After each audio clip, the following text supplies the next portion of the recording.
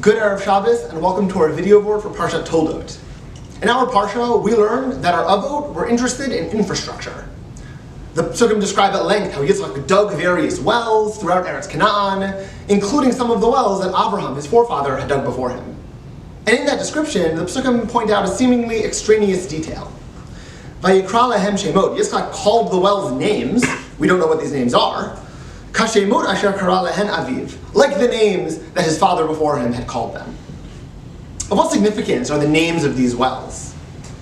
Rav Yaakov Tzvi Mecklenburg, in his commentary Haktav HaKabbalah, makes a fascinating suggestion. He says we should assume that these wells were part of Abraham's more global mission. Abram came to the land, and his goal was to bring awareness of God to the people in Eretz Canaan. And he had various tools for doing so. According to Rav Mecklenburg, one of those tools was the names he gave his wells. He named each well after some aspect of Hashem or a reference to Hashem. And in that way, whenever anyone would go to the well, they would say, oh, we're going to the well of Hashem. We're going to the well of Hashem's strength. Whatever these names were, they were opportunities for the people of the land to speak Hashem's name, and in that way to become more cognizant of Hashem and more aware of His presence. According to Mecklenburg, Abraham had a sharp psychological insight, which is profoundly relevant to our lives. Abraham knew that the way that we speak impacts the way we think.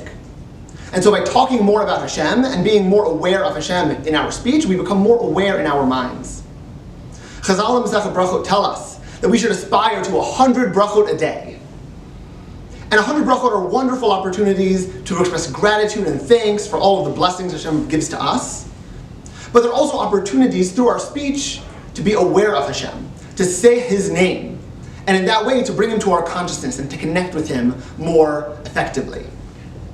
Over the next week, let's aspire to, every time we say Hashem's name in our tefillot, in our brachot, to be cognizant of Him, to be cognizant of His presence, and in that way fulfill Abraham's mission back in Parshat Lech Lecha to be Korei B'Shem Hashem.